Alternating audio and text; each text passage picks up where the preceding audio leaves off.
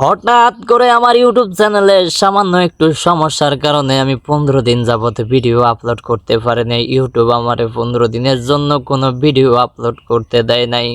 15 দিন পরে হঠাৎ করে একটা ভিডিও ছাড়ার সাথে সাথে অনেক মানুষ আমার কমেন্ট বক্সে বলে, ভাই ভাইও আপনি এতদিন কোথায় ছিলেন, কোন জায়গায় ছিলেন?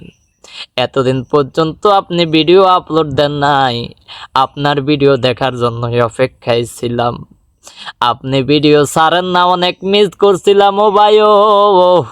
আমি জানি না এই মানুষগুলা কতদিন পর্যন্ত আমারে মিস করবে, কতদিন পর্যন্ত আমারে স্মরণে রাখবে। আজকে যদি ইউটিউব চ্যানেলের সমস্যা না হয়ে যদি আমার ভিতরেই সমস্যা হতো, আমি যদি এই দুনিয়ার বুক ত্যাগ করে চলে যাইতাম, এই মানুষগুলা আর একটা ভিডিও আমার এই চ্যানেলে পাইতো না। আর এই মানুষগুলা কমেন্টে বলতো না, ভাইও কোথায় ছিলেন এতদিন পর্যন্ত, আপনার অনেক মিস করছি, আপনি কোথায় ছিলেন, একটা ভিডিও আপলোড করেন না, আপনার ভিডিওর অপেক্ষায় বসে থাকতাম।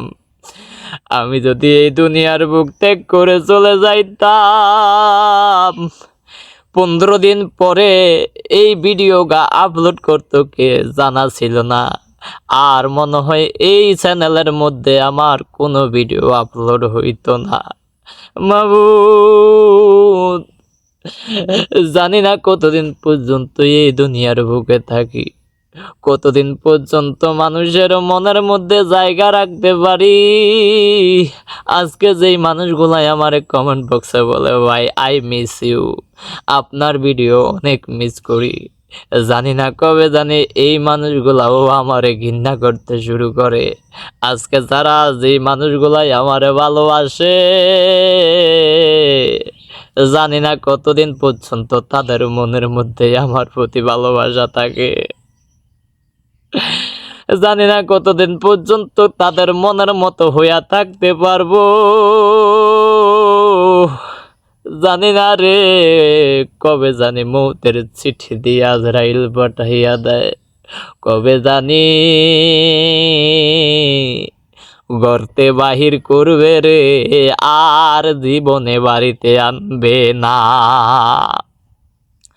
উঠানের কিনারে পর্দা টানাইয়া জীবনের শেষ গোসল করাবে রে।